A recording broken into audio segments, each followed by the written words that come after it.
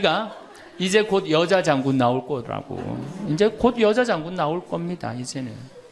정말 제가 3번에 가서 한번 강의를 한 적이 있어요. 한 7, 8년 전에 고등학교 전교 1등부터 10등까지 9명이 여자예요. 남자 딱 한 명이에요. 남자 딱 한 명. 안산에 보니까 전교 1등부터 10등까지 1등부터 5등까지는 다 여자예요. 그러니까 요즘 남자애들이 왜 이렇게 시험을 못 보느냐? 컴퓨터 게임 때문에. 그 다음에 음란 사이트 때문에. 그 다음에 개떼처럼 돌아다니는 특성 때문에 남자애들이 여자애들을 따라갈 수가 없대. 혹시 우리 집에 남자만 아들만 난 낳았다 손 들어보세요. 우리 집에 아들만 있다 손 들어보세요. 이 집은 이제 망한 거예요.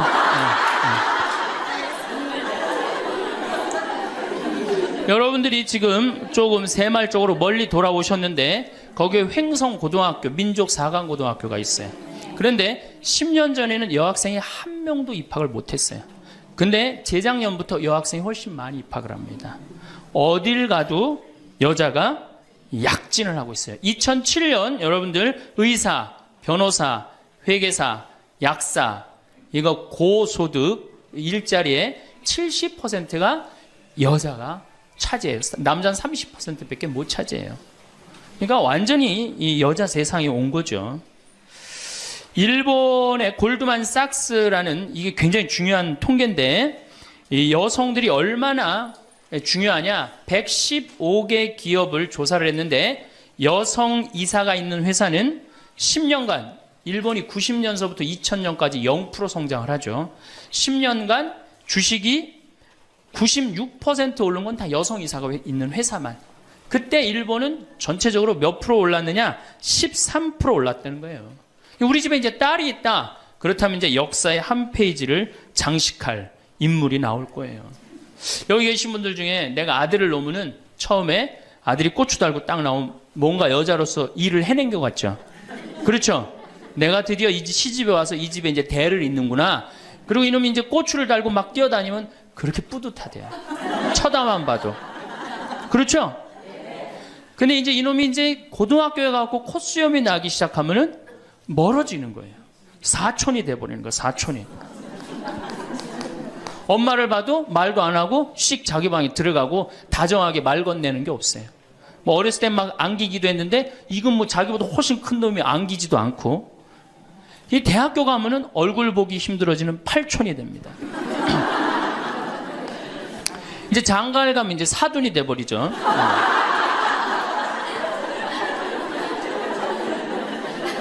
제가 여기 여러분들 노인대학에 옵니다. 이렇게 1박 2일로 100분 정도 와요. 한 100명 정도 노인대학에 오면은 딱 티가 나요. 저 할머니는 아들밖에 없구나. 저 할머니는 딸이 있구나. 확 티가 나요. 아들만 있는 할머니들은 옷을 이상하게 입고 와요.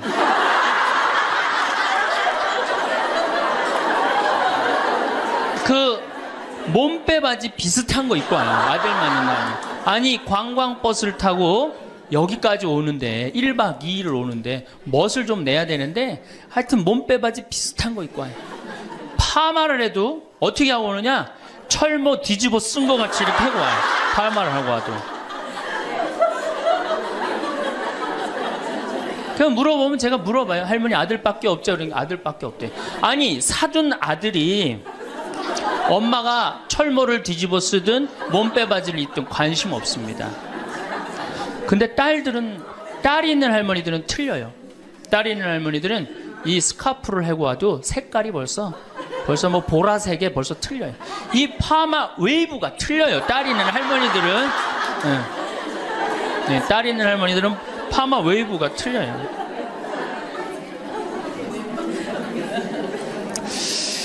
그렇다고 그러죠.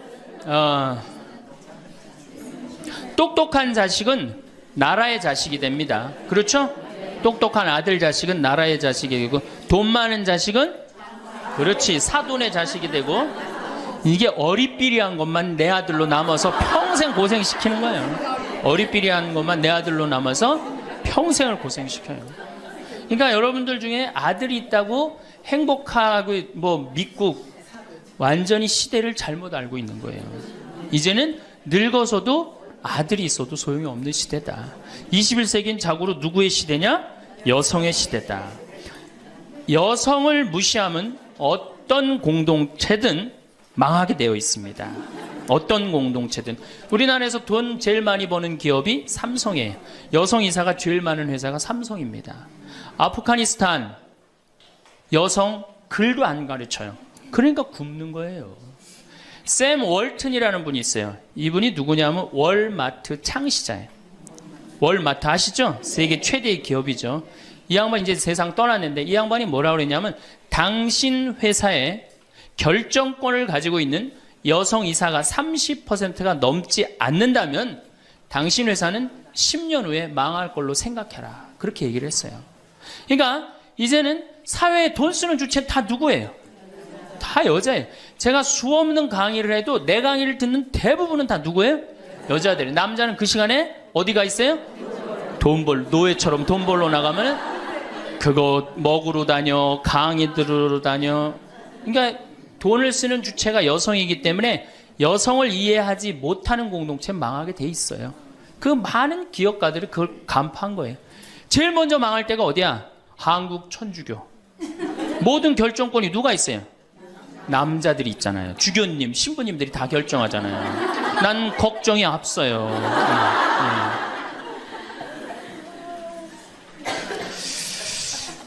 사회는 변해가는데 교회는 이 엄청난 시대의 변화를 이해하지 못하고 있어요. 따라가지 못하는 거죠. 그러니까 성당 나오는 대부분의 정말로 이 신앙생활하는 대부분의 우리 고객은 신앙생활하는 교우들은 누구예요? 여성이란 말이야. 근데 신부들이 뭘 알아요? 여러분이 뭐 때문에 괴로워하는지 알아요? 몰라요. 한 걸음 건너는 거예요. 이 늙은 나이 드신 할머니들은 뭐 때문에 괴로워요? 그놈은 며느리 때문에 괴롭잖아요. 근데 우리가 며느리 때문에 괴로워하는 시어머니를 잘 이해합니까? 못하죠. 젊은 여러분들은 뭐 때문에? 죽지도 않는 시어머니 때문에 괴롭잖아요. 성당에 와서 앉아 있어도 답답한 거예요. 정말 그런 뻥 뚫리는 얘기 별로 못 들어요.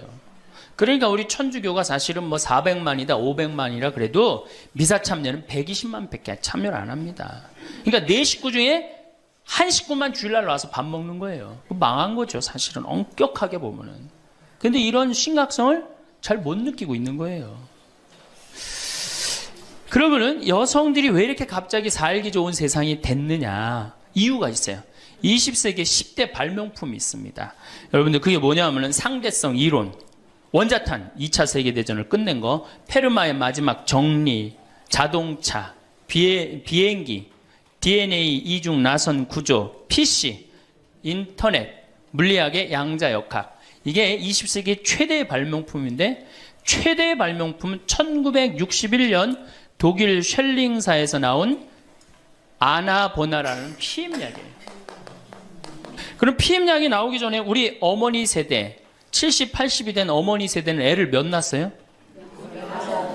10명. 아, 멋있는 말 없어요? 한타스. 그건 멋있는 말이 아니야. 우리 어머니 세대는 어떻게 힘 닿는 대로 낳죠. 힘 닿는 대로. 그런데 이거보다 더 멋있는 말이 있어요. 생기는 대로. 얼마 전에 충청도 레지아 그 강의를 갔는데 거기서는 충청도 사람들은 또 우리하고 생각이 틀리더라고. 닥치는 대로 낳대.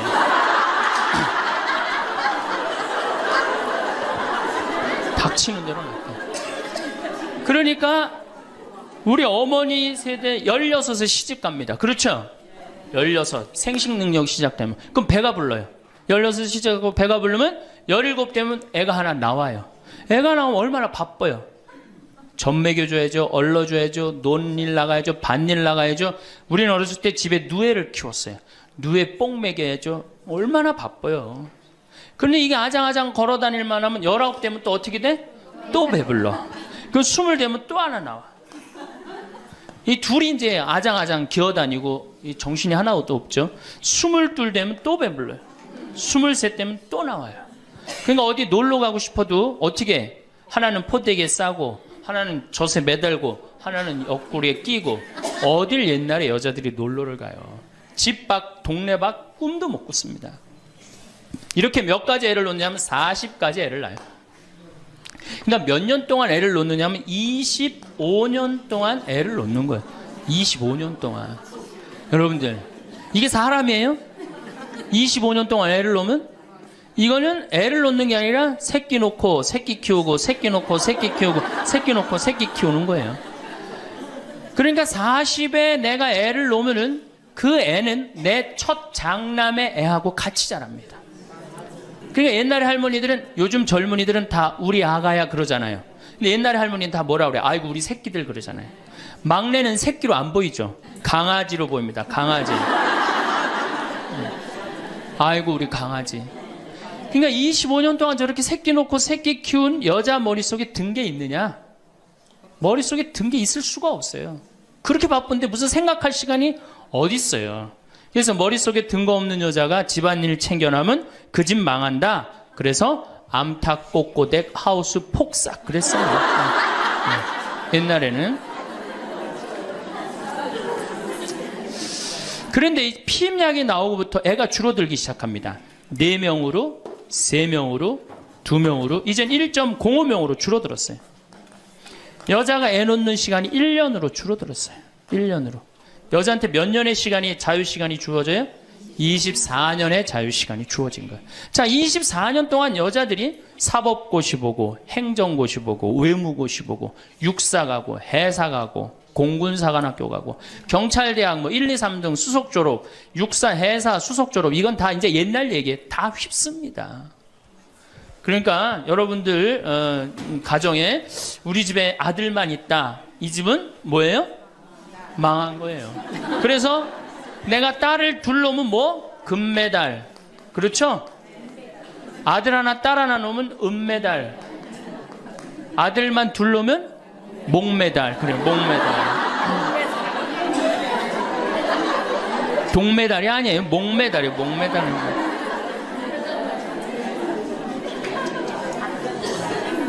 그런데 문제는 이렇게 여자들이 살기 좋은 세상이 됐어요. 이렇게 살기 좋은 세상이 됐는데 참 불행하게도 대한민국에서는 여자들이 이 사회를 주도해 나가는 주도 세력이 못 됩니다. 왜냐하면 16대 때 우리나라 여성 국회의원이 16명에서 300명 중에 5.4%, 17대 때는 39명, 300명 중에 그러니까 12%, 13%예요. 그런데 여러분들 정말로 잘 산다는 스웨덴은 국회의원이 42.7%, 덴마크는 29.8%, 30%예요. 그러니까 여성들이 사회에 진출해서 그 사회를 변화시키려고 굉장히 노력을 해요. 근데 우리나라 여성들은 사회가 뒤집어지든 엎어지든 지금 바로 여러분들 세대, 지금 30대, 40대, 50대 요 세대들은 관심이 없어요. 엎어지든 뒤집어지든. 지금 여러분들 우리나라 4급 공무원 100명 중에 여자 공무원이 몇 명인 줄 아세요? 딱 5명이에요. 그러니까 미국의 대사분이 우리나라에 이제 있다가 이제 미국에 가면서 한 신문의 칼럼에 글을 쓰고 갔어요. 대한민국 이상하다. 이렇게 여자들이 대학까지 나오는, 이렇게 많이 나오는 나라도 없다. 그런데 대학까지 나온 이 고급 인력이 시집만 가면 다 자기를 관둔다. 참 이상하다. 그래서 한국이 발전을 못하는 거예요. 그 인력이 어떻게 그대로 다 계속 사회를 위해서 노력을 해야 되거든요. 우리가 $10,000에서 $20,000로 넘어갈 때 여성의 사회 참여율이 모든 국가를 통계를 빼보니까 9% 정도 증가했대요. 여성들이 사회에 나가는 게. 우리나라는 1.6%. 사회 안 나가는 거예요. 왜 안 나가요? 2가지 때문에 안 나갑니다. 이 2가지, 이 병을 고치지 않는 한 우리나라는 선진국으로 가기도 힘들고 대한민국 정말 행복한 나라로 가기도 힘들어요. 첫 번째 뭐냐? 자식 교육. 여기에 미쳐 있어요. 요즘 내가 이렇게 방송을 보면은 정말로 정신없구나 이런 생각이 들어요. 두 번째로는 텔레비전. 이게 또 방송으로 나가겠지만 이 텔레비전님에 미쳐 있어요. 텔레비전. 이 2가지 여자들이 완전히 미쳐서 사회에 건강한 세력이 되지 못하는 거예요. 그럼 자식 교육을 가만히 보면은 한번 보세요. 내가 이제 딱 아기를 가졌어. 임신을 했어. 요즘 젊은 엄마들이 임신을 딱 하면은 얼마나 이뻐요. 지금 이제 해도 나고 이제 조금 있으면 더 멋있어질 것 같은데 강도 예쁘고 산도 예쁘고 꽃도 예쁘고 하늘도 예쁘잖아요. 그럼 내가 세상에 태어나갖고 정말 이렇게 행복하게 살았으면 좋겠다 이런 생각하는 엄마들 거의 없어요. 임신을 하는 순간 내 뱃속에 서울대학 C가 들어왔다고 생각을 해요. 이 얼마나 불행해요. 그래갖고 뱃속에 있는 애한테 글자를 가르칩니다. 도화지를 이렇게 오려서 대한민국, 대통령, 뭐 변호사. 그 다음에 이제 요즘 또 2개 국어를 알아듣는다고 How are you today, my baby? It's raining. 비 온다 이거죠 오늘. 사실 여러분들 태아는 뱃속에 있으면서 10달 동안 잔다고 그래요. 그 애한테 그래서 그걸 뭐라 그래? 태교라고 그러잖아. 교육을 시키는 거 뱃속에 있을 때부터. 얼마나 불행합니까? 뱃속에 있을 때부터 교육을 받으니. 그러니까 엄마의 태를 열고 세상에 나왔어. 그래갖고 3번에 이제 아파트촌이죠. 아파트를 통해서 수리산을 너무너무 보고 싶어 애가. 구름도 보고 싶고 눈도 보고 싶고. 근데 이 잔인한 엄마들이 아무 생각 없는 엄마들이 아파트 베란다 창문에 한쪽에는 가나다라마바 차타카타를 붙여놓고 한쪽에는 ABCDEFG를 붙여놓고 수리산을 보고 싶어도 보여요 안 보여요? 글자에 가려서 안 보이는 거예요. 내가 누워서 모빌이 돌아가는데 기억 니은 디귿 리을이 막 돌아가요. 모빌이 겨다닐만 하면은 엄마들이 텔레비에는 텔레비전이라고 써놓고 냉장고에는 냉장고라고 써놓고 의자에는 의자라고 써놓고. 그러니까 애들이 겨다닐 때마다 글자가 없는 데가 없어요. 그러니까 요즘 애들이 몇 살이면 한글 띱니까? 5살이면 4살 띄어요? 5살이면 한글 띄어요. 여기 계신 분 중에 초등학교 들어가기 전에 한글 띄신 분들 계세요? 없을걸요? 저는 초등학교 1학년 내내 받아쓰기 빵점이었어요. 기억나요? 1년 내내 빵점이었어요. 글자가 뭔 줄 알고 학교를 들어가요. 맨 뛰어놀다가 어머니가 어느 날 갑자기 여기다 수건 딱 달아주니까 이게 학교 가는 건가 보다 하고 학교 갔죠. 2학년 때 전 한글 띄었어요. 근데 내가 5살에 한글을 띈다. 흥분됩니까? 안 됩니까? 드디어 우리 집에 천재 태어났다. 저한테 데리고 옵니다. 신부님 우리 애가 천재인가 봐요. 왜요? 텔레비에 나오는 글자 모르는 글자가 없어요. 5살밖에 안 됐는데 축복기도 좀 해주세요. 안수기도 해달라는 거죠. 그럼 내가 걔 머리에 손을 얹고 뭐라고 그러냐? 이제 네 인생은 쫑났다.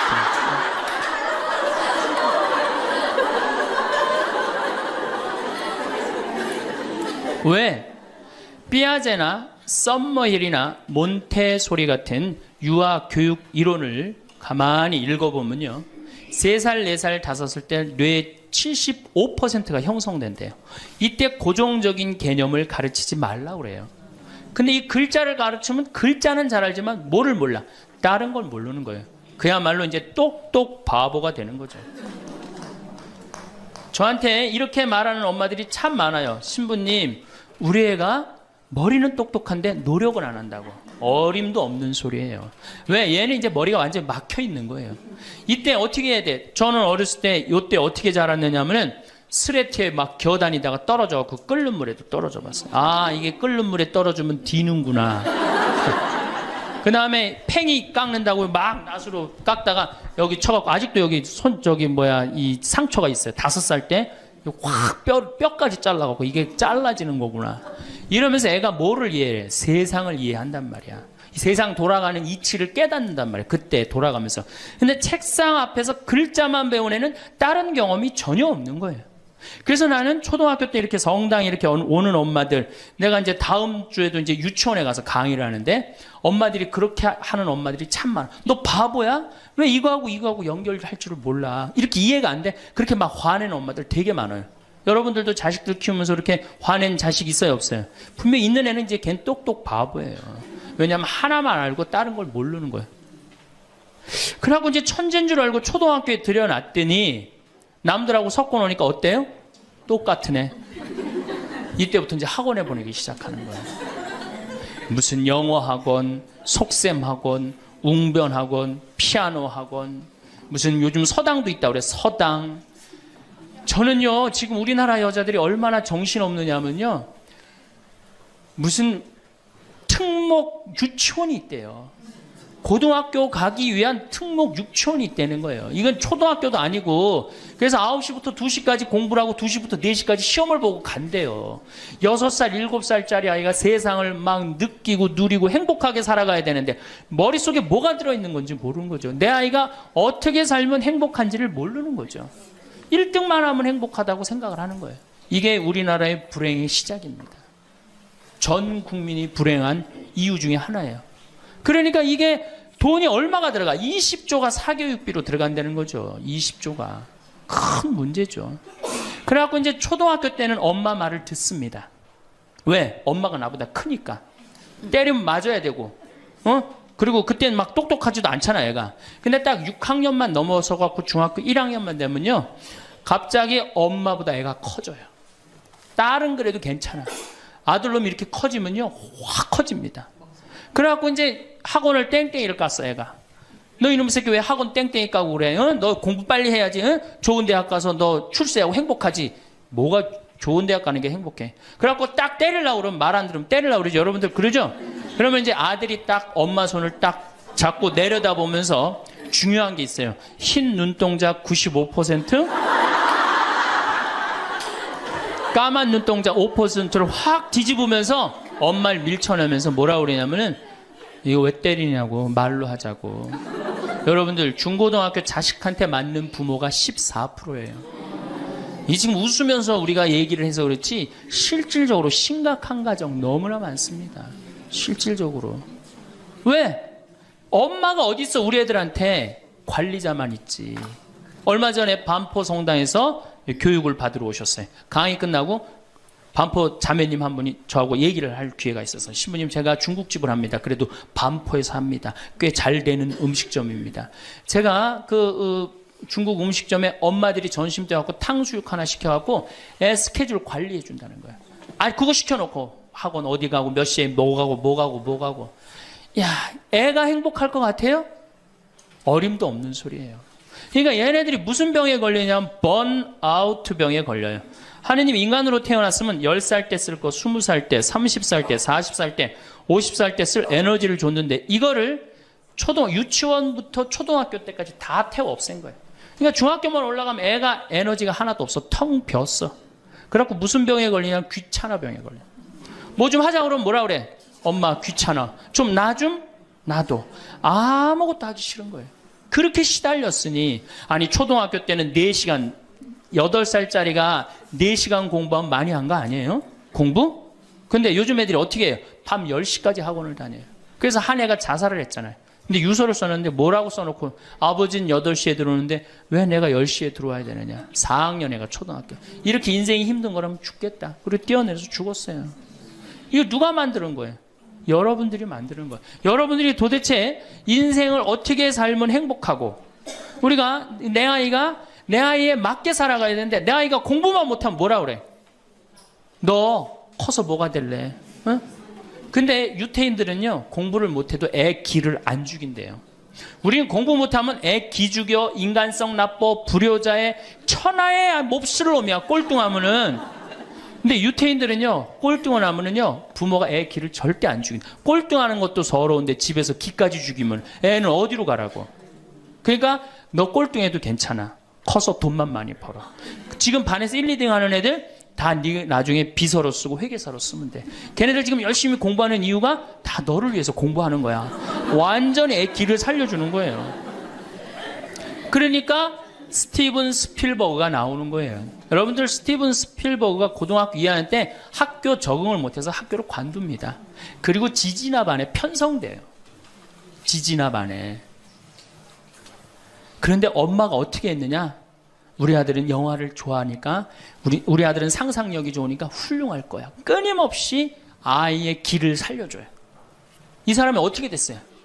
세계 최고의 감독이 된 거예요. 그 상상력 하나만 가지고 엄마가 만약에 공부 꼴 지지나반 이 지지나반에 들어간 이 지질이 복도 없는 건 내가 팔자도 없지 이랬다면 스티븐 스필버그가 나오지 않았을 거예요. 근데 우리나라는 꼴등하면 인간성 나쁘고 불효자고 부모님 마음 이해 못하고 사실은 꼴등하는 애들이요. 여러분들 성격 좋은 애들이 꼴등하는 거예요.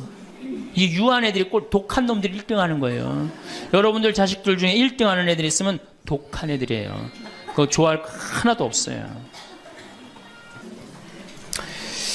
자, 이제 우리가 자녀들, 이제 엄마들이 무슨 생각을 하냐면 내가 내 아이를 정말로 행복하게 키운다는 생각, 아니면 차라리 신앙으로도 키워야 되는데 이게 대학에 미쳐 있기 때문에 중학교 3학년, 고등학교 3학년 때 미사를 안 나가면은 은근히 눈을 감아줘요.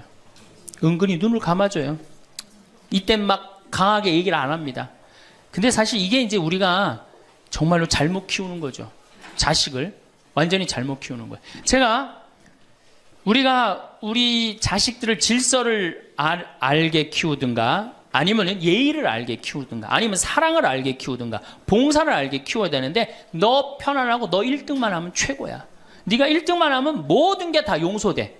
그런 거예요. 우리가 얼마나 자식을 잘못 키우느냐 하면, 제가 이제 20년 전이에요. 신학교 졸업하고 내 동창 신학생하고 제주도 여행을 가기로 했어요. 근데 내가 이제 혼자 이제 돈이 없어갖고 이제 나하고 같이 가서 부산에 가서 비행기를 탔어요.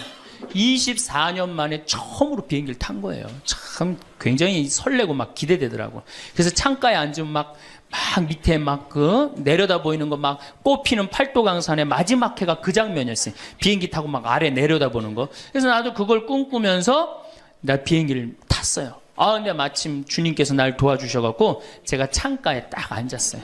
그럼 내 옆에 내 신학생이 옆에 앉고.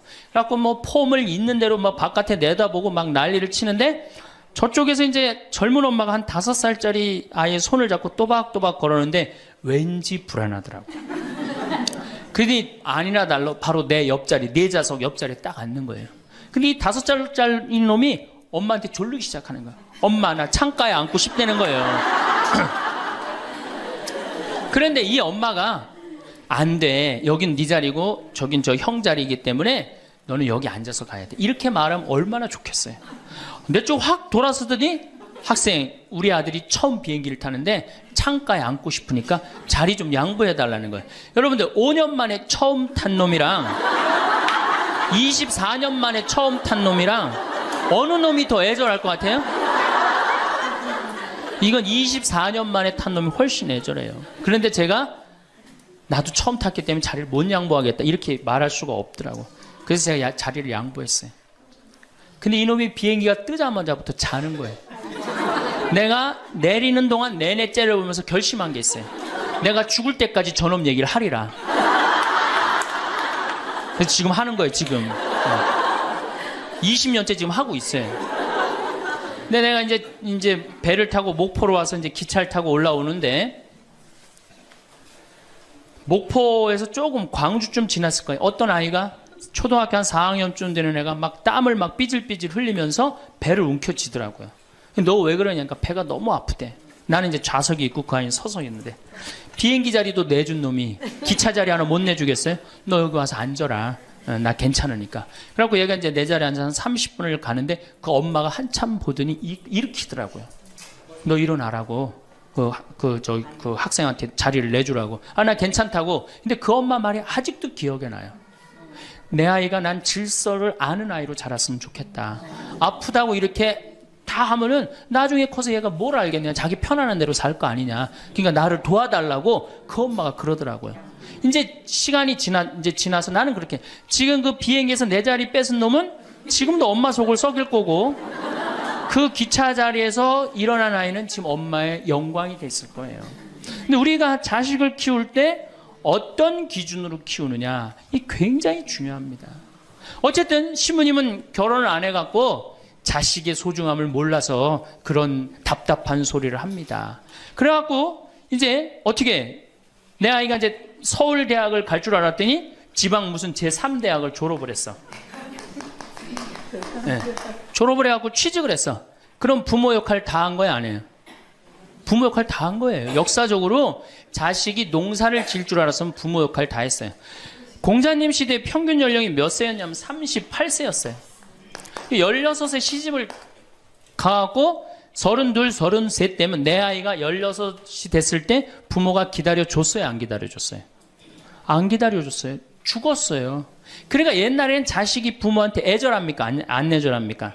애절해요. 죽지 말라고. 그러니까 옛날엔 장남이 어머니 아버지 돌아가시면 어떻게 해? 손가락 깨물어서 단지해드렸어요. 입에다 피 넣어드렸어요. 그건 어느 장남이나 부모가 30대 돌아가면 다 합니다. 그리고 허벅지 잘라갖고 고기 먹고 싶다면 자기가 직접 해주고, 그게 뭐 상상이 안 가는 일이지만 옛날에는 그게 가능했어요. 왜? 이렇게 날 키우고 지금 죽으면 어떻게 하느냐. 그리고 옛날에 장남이 죽지 말라고 그러는 이유가 있어요. 왜 죽지 말라고 그러면 동생이 13, 17, 4, 1살이란 말이야. 아니 이렇게 나눠놓고 지금 죽으면 이거 누가 키워야 돼? 장남이 키워야 되잖아요. 그러니까 죽지 말라고 그랬던 거예요. 근데 우리 어머니가 60까지 살았어. 그러면은 이 1살이 시집 장가 가는 나이예요. 그러니까 장남이 너무 고맙다고 이렇게 내 동생 다 키워줘서 너무 고맙다고 잔치를 해준 게 바로 회갑잔치, 환갑잔치예요. 그러니까 옛날에는 환갑이 굉장히 의미가 있었어. 근데 요즘은 환갑을 차려줬는데도 이게 안 죽네.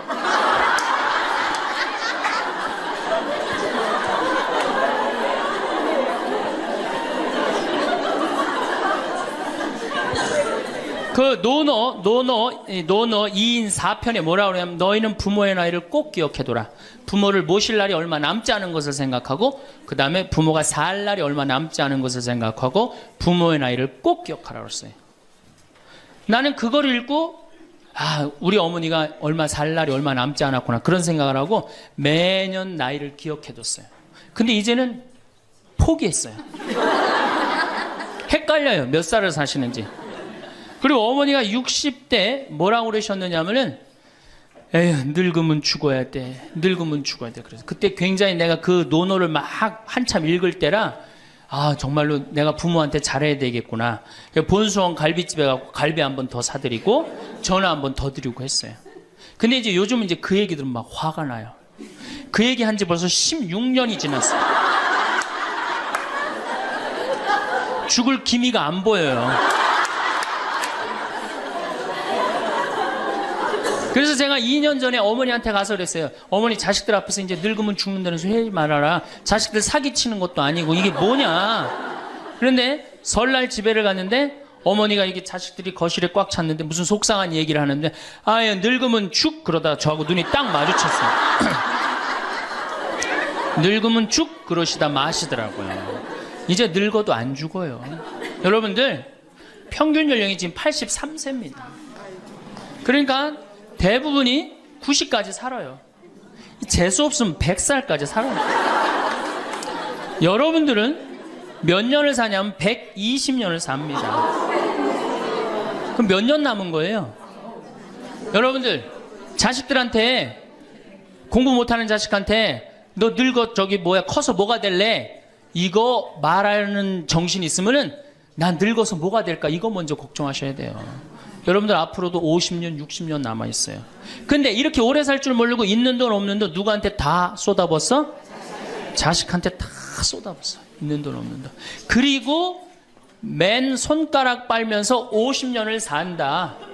이건 축복이 아니라 저주예요, 저주. 정말로 생각 잘 하셔야 돼요. 우리나라 여성들 지금 자식한테 지금 학원비 1년에 20조 쏟아 넣을 일이 아니에요.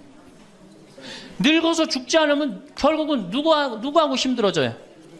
자식하고 힘들어질 거 아니야. 돈은 한 푼 없지. 자식은 그래도 공부시켰다고 쳐다는 보는데 죽지도 않고 계속, 그것도 1, 2년도 아니고 40년, 50년 이렇게 보고 있으면 어때요, 여러분들?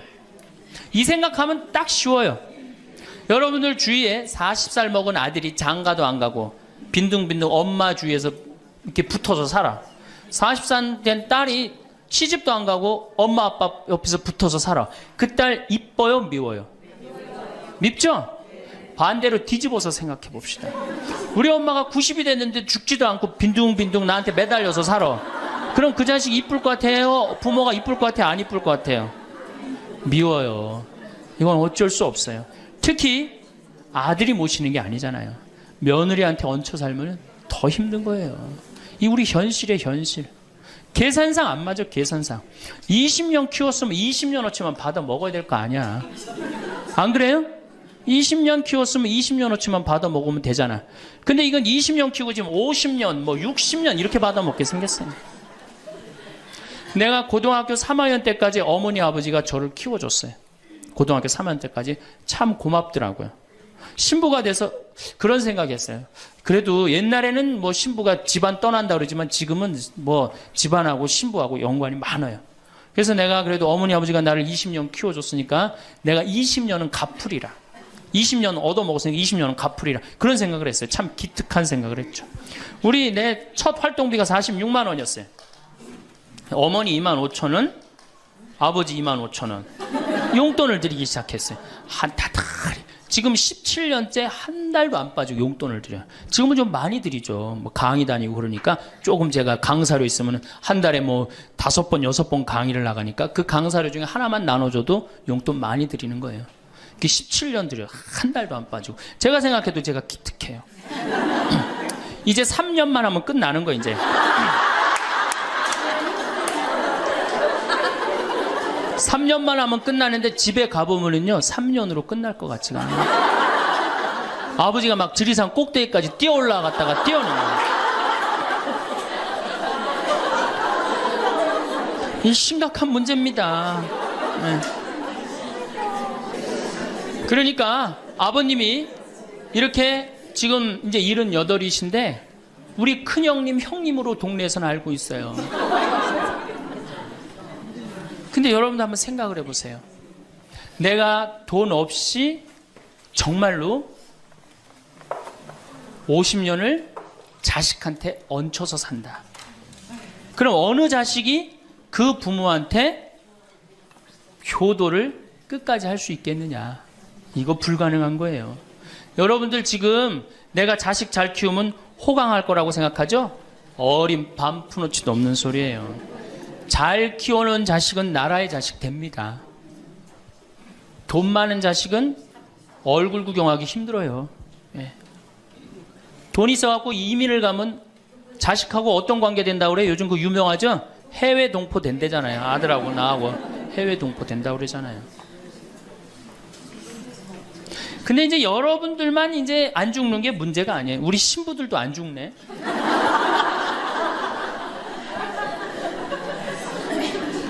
신부들이 내가 신부 될 때 우리 수원교회 은퇴사제가 한 분 계셨어요. 한 분 계셨는데 지금 19분 계세요. 19분이 우리가 은퇴기금을 모았는데 벌써 다 쓰셨어요. 그리고 이제 죽지도 않고 그대로 가세요. 지금 여기 지금 우리 교구의 최고 원로 신부님 지금 와 계시거든요. 예, 와 계신데 지금 이제 83인지 4인지 또 헷갈리는데 예, 계신데 건강하세요. 제가 보기엔 한 95까지 사실 것 같아요. 그러니까 참 우리 신부들, 여러분들은 그나마 손자도 있고 손녀도 있지. 우리 신부들은 아무것도 없잖아. 은퇴하면은 땡이에요, 땡. 교우들이 찾아와요. 이거 1년 겨우 찾아오고 1년 지나고 나면 내가 은퇴 신부님들 가보면 하루 종일 혼자 계세요. 그것도 1년 365일. 그러니까 이탈리아는 어떻게 은퇴를 안 합니다. 신부님들이. 절대 은퇴 안 해요. 왜? 외로운 걸 아니까. 이게 실제로 있었던 일인데 93살 먹은 할아버지 신부님이 은퇴를 안 하는 거예요. 그러니까 여러분들 시어머니 93살 되면 제정신이에요? 제정신 아니에요? 아니 93살 먹은 신부님이 아니 93살이 정신이 오락가락 하는 거예요. 그러니까 이게 이 신부님이 혼배 때 이제 장례 강론하고 장례 때 혼배 강론하고 막 이러는 거예요. 주교님이 머리가 아픈 거예요.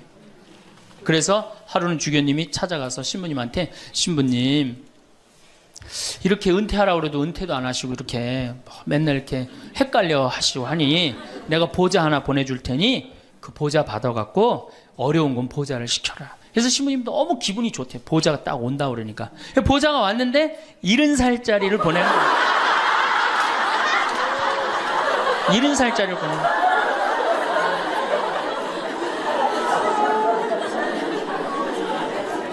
이제 여러분들 인생은요 60부터라는 거 옛날에 많이 들었죠?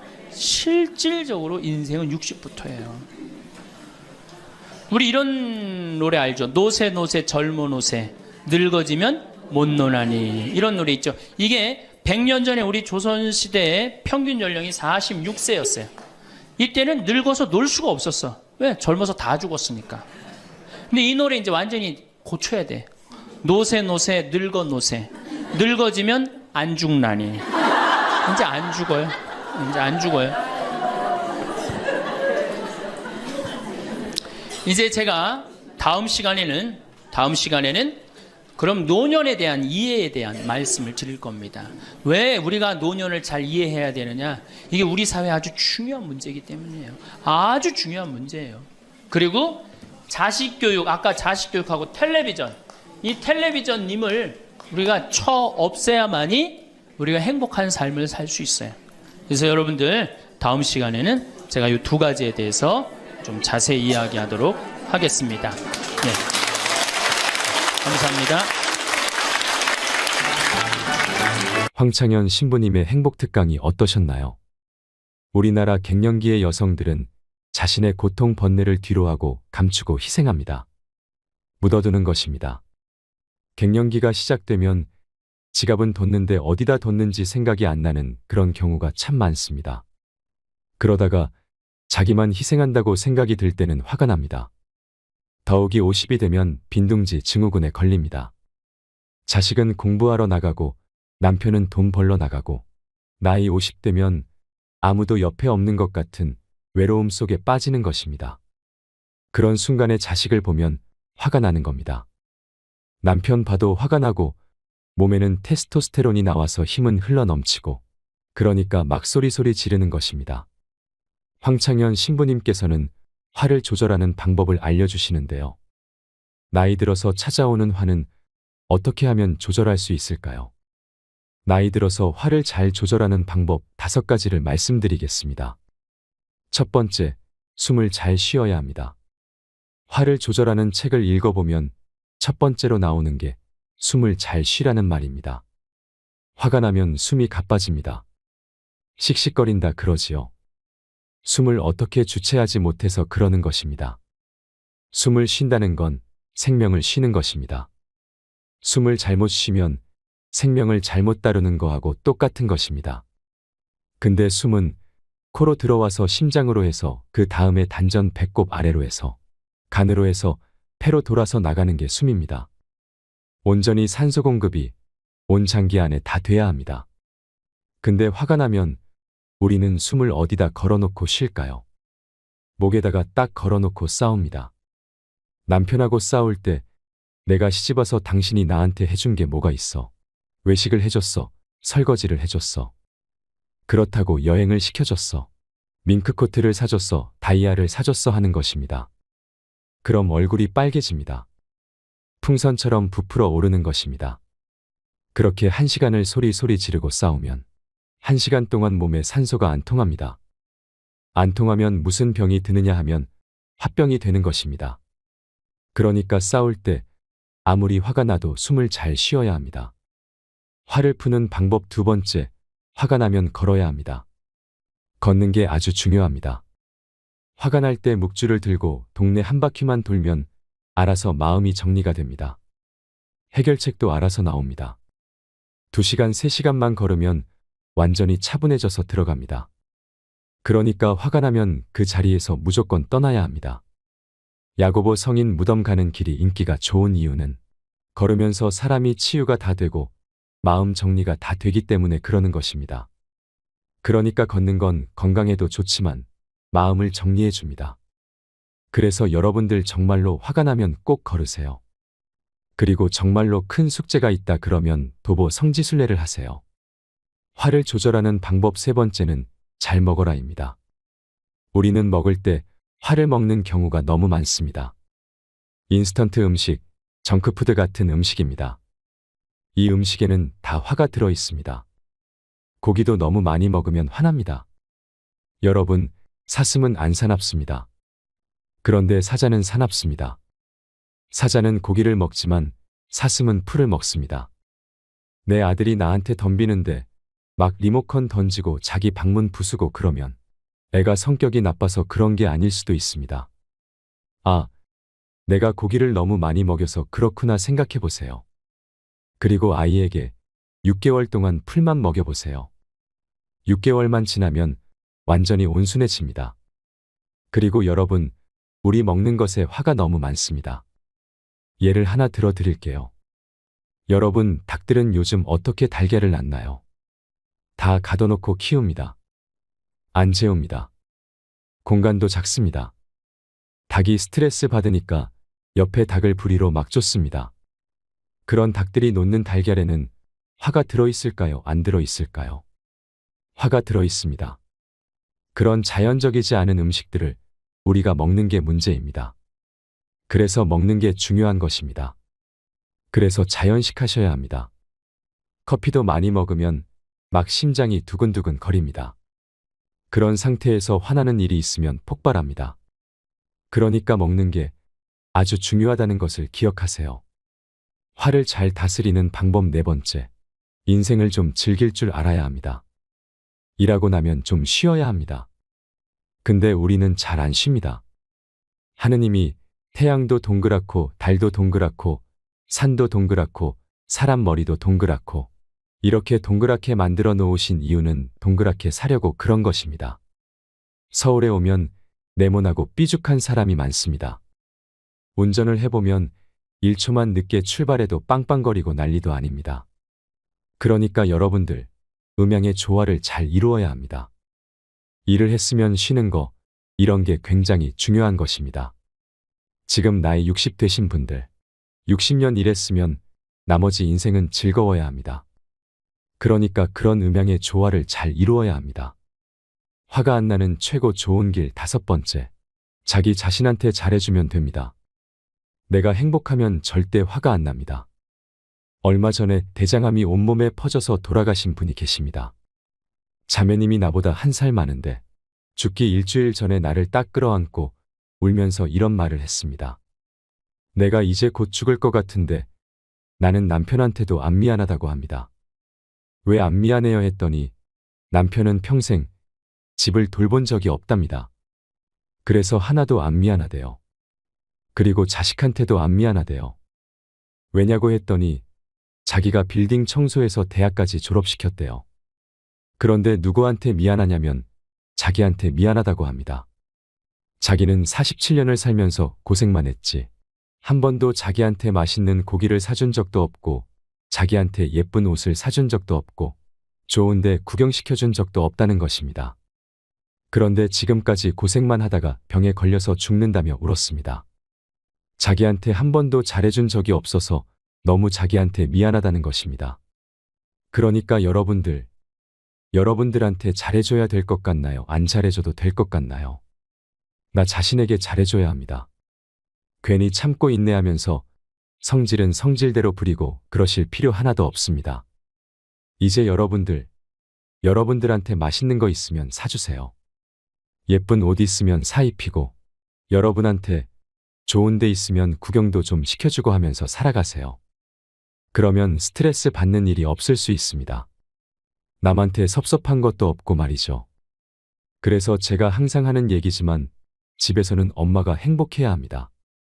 그래야지 자식이 행복한 것입니다. 집에서는 아내가 행복해야 합니다. 그래야지 남편이 행복합니다. 행복한 집은 며느리가 행복해야 합니다. 그래야지 시어머니가 행복한 것입니다. 그러니까 오늘 영상을 우리 어머니가 나 어렸을 때 너 정말 다리 밑에서 주워왔는데 진짜 너 다리 밑에 갖다 버린다 이런 얘기 참 많이 하셨어요. 나는 원래 내가 고향이 다리 밑이 내 고향인 줄 알았어요. 하도 그런 얘기 많이 들어갔고, 근데 우리 어머니는 한 번도 다리 밑에 날 버리지 않으셨어요. 심폐소생술을 시주를 해갖고 살려낸 거야. 이게 육신을 살려내면 영혼이 아무리 천국에 가도 다시 돌아와야 된대, 육신으로. 그래서 세상에 돌아온 거예요. 그래서 옛날에는요, 사람이 죽을 때 눈을 뜨고 주고 입을 벌리고 죽으면 눈을 감겨주고 입을 다물어 줬던 이유가 영혼이 다시 돌아오지 못하게 하려고 그렇게 다물어 줬다는 거예요. 여러분들 무당도 신내림 받은 무당은요 무시하면 안 돼요. 강신무들은요 무시하면 안 돼요. 그 사람들은 뭔가 있는 거예요. 그들의 세계가 있는 거야. 불교에는요 4대 보살님이 있어요. 관세음보살, 지장보살, 보현보살, 문수보살이 있어요. 관세음보살은 이 세상에 자비를 베푸는 보살이에요. 근데 지장보살님은 저 지옥에 단 한 명이라도 있으면은 자기는 성불하지 않겠다고 그러는 보살님이에요. 나는 그 보살님이 너무 마음에 들어. 너무 마음에 들어. 여러분들 주머니에 10만 원짜리하고 만 원짜리 있으면 여러분들 얼마짜리 낼 것 같아요? 만 원짜리? 저는 그렇게 생각하지 않아요. 여러분들은 어떻게 해서든지 1,000원짜리 찾아서 1,000원짜리 내지 무슨 만 원짜리를 내. 황창현 신부님의 행복 특강 지금 바로 시작하겠습니다. 오늘도 행복 가득한 하루 되세요. 영상이 마음에 드신다면 구독과 좋아요, 알림 설정 부탁드립니다. 기도 바치고 시작하겠습니다. 성부와 성자와 성령의 이름으로. 아멘. 그때 제자들이 예수님께 다가와 하늘나라에서는 누가 가장 큰 사람입니까? 하고 물었다. 그러자 예수님께서 어린이 하나를 불러 그들 가운데 세우시고 이르셨다. 내가 진실로 너희에게 말한다.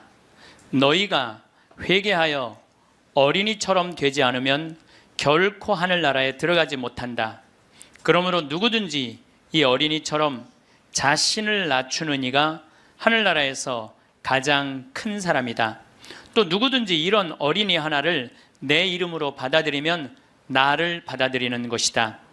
너희는 이 작은 이들 가운데 하나라도 업신여기지 않도록 주의하여라. 내가 너희에게 말한다. 하늘에서 그들의 천사들이 하늘에 계신 내 아버지의 얼굴을 늘 보고 있다. 영광이 성부와 성자와 성령께 성부와 성자와 성령의 이름으로. 참 예수님 반갑습니다.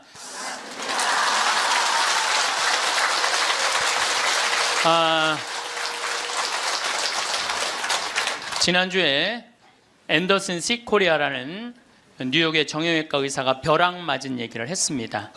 벼락을 맞아서 죽었더니 몸에서 영혼이 빠져나와서 자기 시신을 장모님이 쫓아내려와서 울고불고 하고 이 사람아 죽으면 어떻게 하나? 그런데 자기 시신을 보고 있는데 정작 본인은 하나도 안 슬프더라는 거예요. 그러니까 죽은 영혼은 여러분들 슬프지 않아요. 죽은 영혼은. 그러니까 여러분들 죽은 영혼을 위해서 너무 슬퍼하는 것도 죽은 영혼 멋쩍게 만드는 거예요. 네. 누구한테 맡겨? 하느님한테 맡겨야 돼요. 그래서 저는 그 세월호에서 희생된 물론 어른들 55명 그것도 잊으면 안 되죠. 그분들도 잊으면 안 돼요. 우리가 어른들 55분 잊으면 안 되고 더욱이 피지 못하고 세상을 떠난 우리 249명의 우리 학생들도 전부 누구 손에 누구 자비에 맡겨야 돼요? 하느님 자비에 맡겨야 돼요. 그래서 너무 하느님 자비를 안 믿는 것도 내가 보기엔 문제가 있는 것 같아요. 아니 하느님이 이 세상 구원하려고 당신 아드님 보냈는데 그렇게 억울하게 죽은 애들 천국에 안 데리고 갔겠어요? 그러니까 천국에 데려갔다고 여러분들도 굳게 믿으시고 그 아이들을 위해서 가끔 기도 중에 특별히 이 위령성을 때 기도 많이 해주시기 바랍니다. 어쨌거나 하여튼 이 앤더슨 시코리아는 의사는 딱 자기 몸이 나왔을 때 영혼이 나왔을 때 내가 죽었구나. 내가 이제 떠날 때가 됐구나. 보통 2, 3분 사이에는 죽었는지 샀는지 구분도 못한대요. 현실인지. 그래서 이거를 미국에서는 ND라고 Near Death Experience라고 그래요. 임사체험, 근사체험, 죽음 체험이라고 그래요. 죽음의 선상에서 왔다 갔다 하는 거예요. 죽음의 선상에서. 네. 그래서 이제 아내하고 딸하고 마지막 작별을 해야 되겠다 생각을 하고 아내하고 딸이 있는 호텔로 걸어가려고 그러는데 걸어가지지가 않더래요. 여러분들 죽은 영혼들이 처음으로 착각하는 게 육신이 아직도 있는 줄 안 되는 거예요. 처음으로 착각. 육신은 이미 저기 누워있고 영혼만 나온 거예요. 그래서 육신이 있는 줄 알고 차가 지나가면은 그 차를 피하려고 막 그런다는 거예요. 육신도 없는데. 육신이 있어야지 이 육신이 내가 이 물질이 나라는 물질하고 마주치면서 이 막는데 나는 이미 물질이 없어진 건데 영혼인데 혼인데 걸어가려고 하니 걸어가지지 않고 쫙 떠서 가더래요. 허기야 여러분들 동양 귀신 서양 귀신 중에 걸어다니는 귀신 봤어요?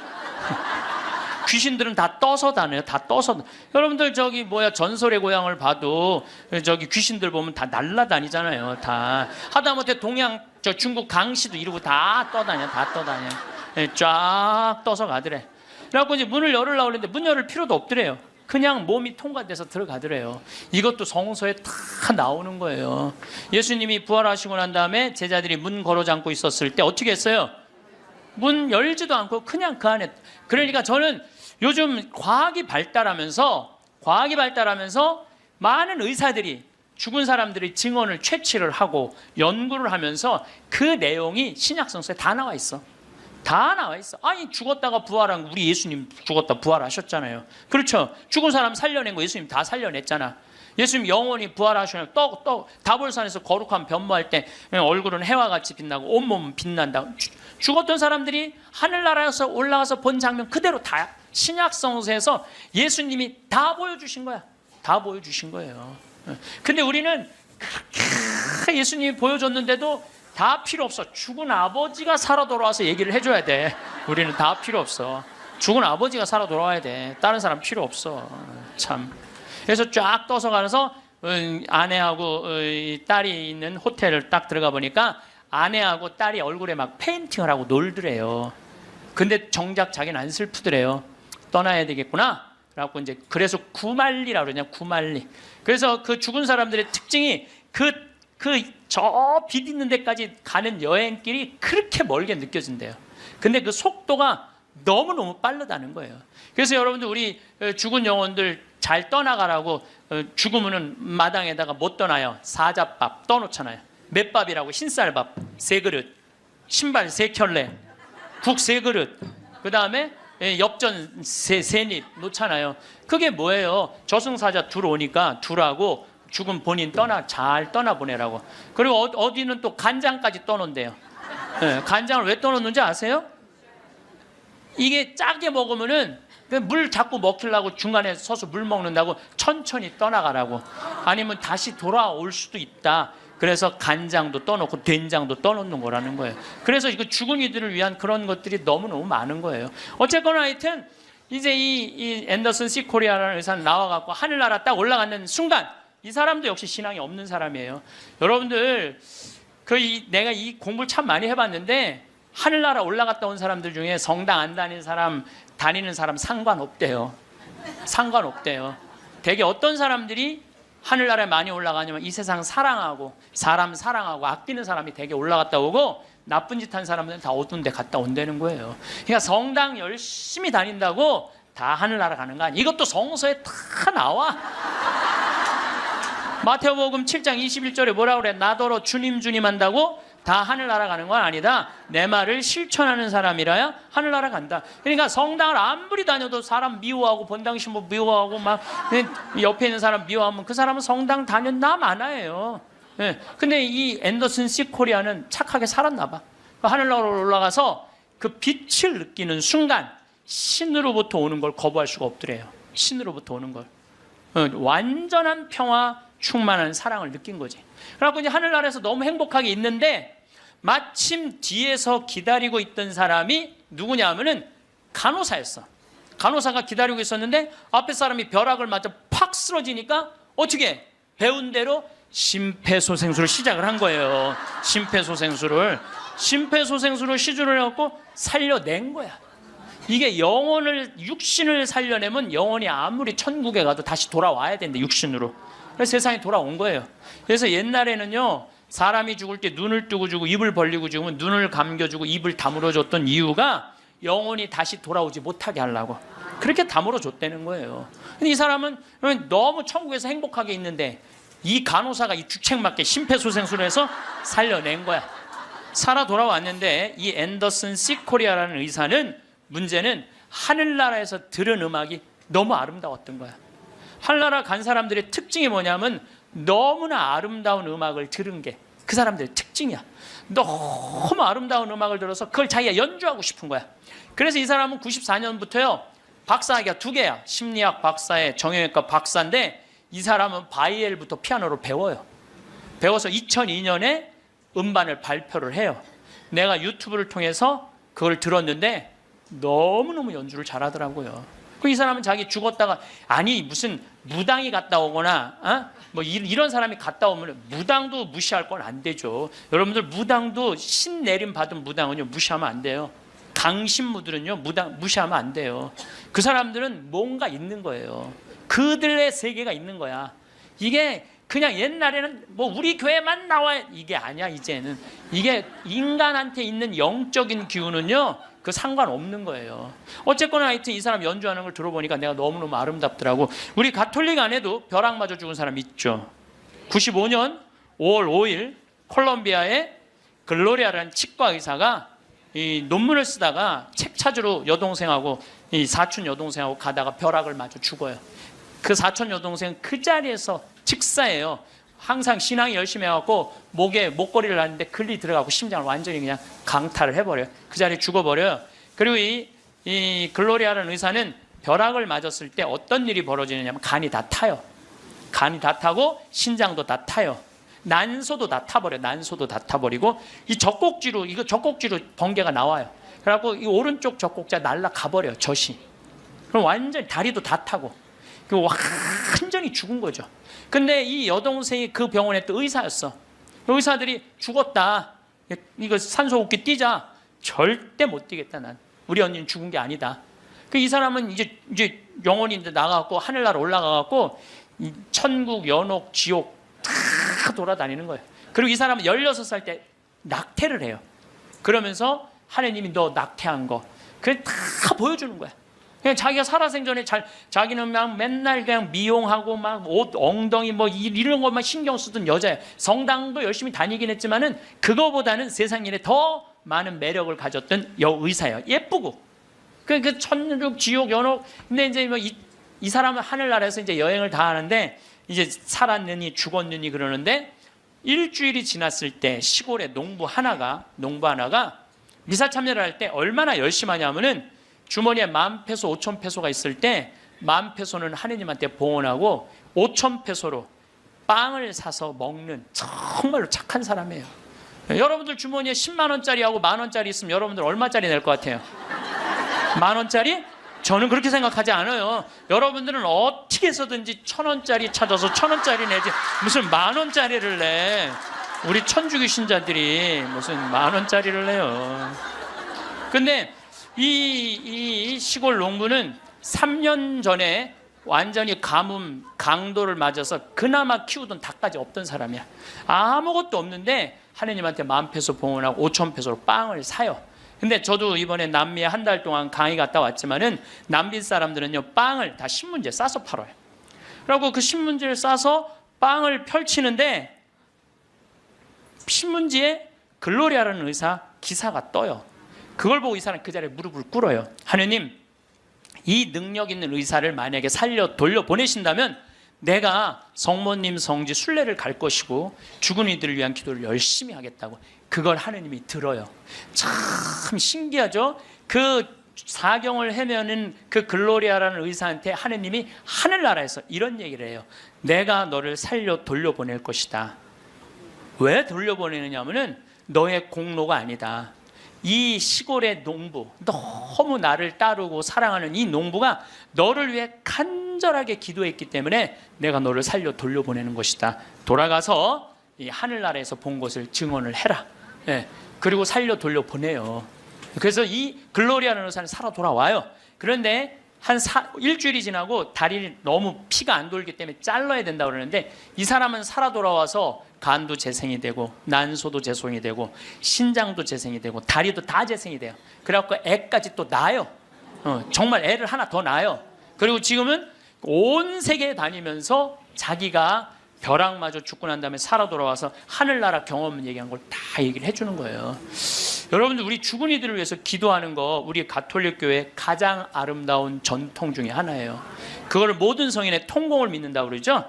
우리가 천상, 지상, 연옥 이게 서로 연결이 되는 거예요. 저는 이렇게 본당에 초상이 나면은 연도 바치러 꼭 갔어요. 연도를 바치러 딱 내가 이제 저녁 한 8시나 9시쯤 가면은 그 연도꾼들이 꽉 차 있으면 기분이 너무너무 좋아. 교우들이 연도 바치러 주러 왔을 때 너무너무 기분이 좋아. 왜냐하면 여러분들 연도 바칠 때 뭐라고 그래요? 성부, 성자, 성령 이 영혼 구원하여 주소서.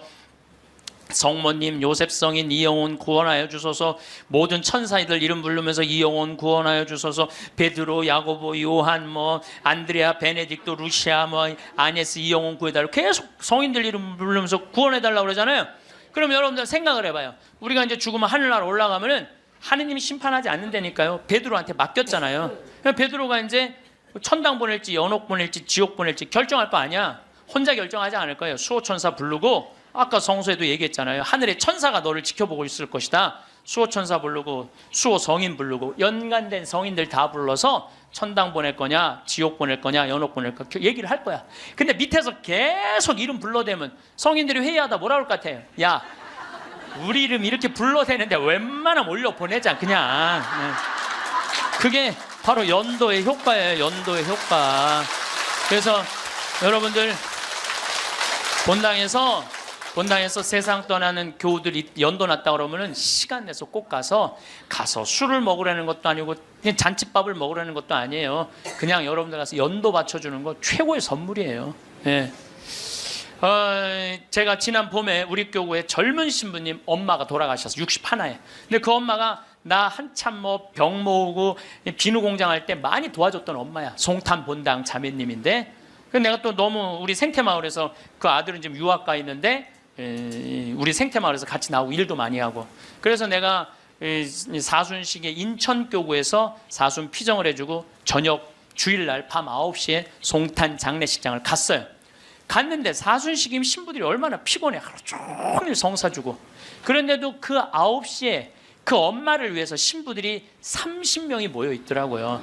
다음 날은 물론 주교님이 월요일날 장례미사를 해주시죠. 그런데 우리 수원교구는 신부님 부모님이 돌아가시면 주교님이 미사하기 전에 계속 매 시간 미사를 해요. 와서 그게 우리 신부들이 그 동기 신부들에 대한 예의야. 예의. 그래서 매 시간, 그러니까 수백 명이, 우리 수원교가 한 450명 되니까 수백 명이 와서 미사를 해주는 거야. 근데 그날도 내가 이제 마침 주례를 하게 돼갖고 미사를 주례를 하는데 하늘나라에서 회의하는 소리가 들리더라고요. 아니 진짜로 하늘나라에서 회의하는 소리가 들리더라니까요. 야,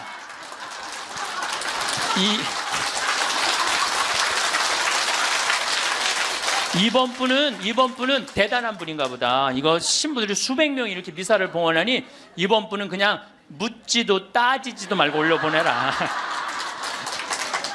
그래서 우리 신부 엄마는 묻지도 따지지도 않고 천당 올라갔을 거예요, 분명히. 지난 봄에 또 내가 대국교구 교우들 위해서 이제 토요일 날 이제 강의를 갔어요. 그때도 1000명 이상 모였어요. 근데 10시, 오전 10시 강의인데 저는 항상 어디든 2시간 전에 도착을 해요. 강의 2시간 전에 도착을 해서 미리 이제 밥을 먹어요. 근데 이제 밥 먹을 때는 이 옷에 튀면 안 되니까 항상 사복을 먼저 입어요. 사복을 입고 허름한 청국장 찌개집, 아침에 청국장 찌개집을 들어가서 찌개집을 딱 들어갔는데 아주 멋있게 생긴 노신사가, 머리가 하얀 노신사가 나를 딱 보더니 눈이 점점 커지는 거야. 그러니까 나를 아는 거지. 나를 아는데 내가 또 근데 이제 로만 칼날 아내니까 진가민가 했나 봐요. 그렇다고 내가 가사 걷고 저는 황창현 신부입니다 이렇게 할 수가 있나. 그냥 아시는 걸로 끝나는 거죠. 그래서 앉아갖고 이제 그 노신산 먼저 밥이 나왔어요. 근데 밥을 독특하게 드시더라고. 밥이 나왔는데 밥 몇 숟갈을 한 몇 알을 떠더니 뚜껑에 딱 올려놓더니 잠깐 이러더니 밥을 먹기 시작하더라고. 독특하다. 저건 개신교법도 아닌데, 독특한 우리 천주교법도 아니고. 그래서 이제 나도 이제 밥이 나와갖고 이제 난 이제 성호를 이제 긋고 이제 밥을 먹으려고 이제 사복을 입었어도 성호를 닦으니까 성호를 그니까 그때서 그 노신사가 이렇게 말하는 거예요. 혹시 황창현 신부님이시냐고? 그래서 나 황창현 신부 맞다고. 그랬더니 자기는 불자라는 거예요. 불자인데 신부님 행복 특강을 돈도 안 내고 너무 잘 본다는 거야. 어쩜 이렇게 젊은 신부가 모르는 게 없냐고.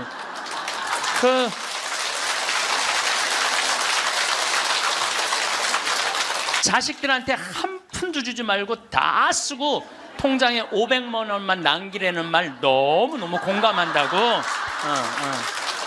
너무 고맙다고 그러더라고요. 그래서 감사합니다. 그리고 이제 내가 그분이 불자라는 말을 들었을 때 밥을 왜 몇 알을 떠놓고 뚜껑에 올렸는지 알아요? 영혼밥 떠놓은 거예요. 영혼밥. 네, 아까 내가 사자밥 말씀드렸죠? 우리 죽으면 영혼들 떠나 보내듯이 여러분들 우리도 밭에 나가고 일할 때 참 나오면 밥 몇 알 뿌리면서 뭐라 그래요? 이게요, 제가 아까 얘기했지만은 이게 영혼은 천주교 신자들만의 공유물은 아니에요. 모든 인간들이 죽어서 영원한 여행을 떠나는 거예요. 그 여행을 우리는 좀 안전한 동아줄을 떠나는 거고, 하느님 믿지 않는 사람은 어느 줄을 잡아야 되는지 모르고 떠나는 것 뿐이죠. 우리는 좋은 줄을 잡고 있는 거죠. 영혼밥 떠는 거죠. 그래갖고 이제 그 노신사는 이제 밥 먹고 갔어요.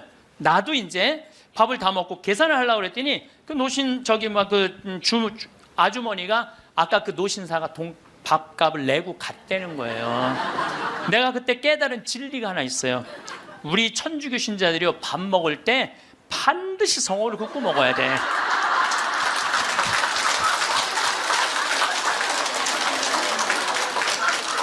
그래야지 뭔가 얻어먹는 게 있는 거예요. 여러분들 성호를 꺼야지. 내가 지난달에도 우리 생태마을의 부관장 신부들하고 내가 또 신학교 보낸 신부들하고 여행을 같이 갔어. 단풍 여행을 갔어. 단양이라는 곳을 갔는데 전심에 이제 신부들 꽤 많았죠. 능이버섯 찌개를 시켰어요. 우리들 많이 시켰어요. 그래서 이제 다 나왔고, 야 우리 기도하고 먹자 그랬고 성호를 딱 끊는데 저쪽에서 아저씨 하나가 오더니 황 신부님이 있냐고 그러더라고요. 그렇다고 그러니까 자기 성당 안 다니는데 신부님 강의 너무 재밌게 보고 있다고, 밥값은 내가 내겠다. 그래서 이 성호 걷는 게 진짜 중요해. 성호 걷는 게.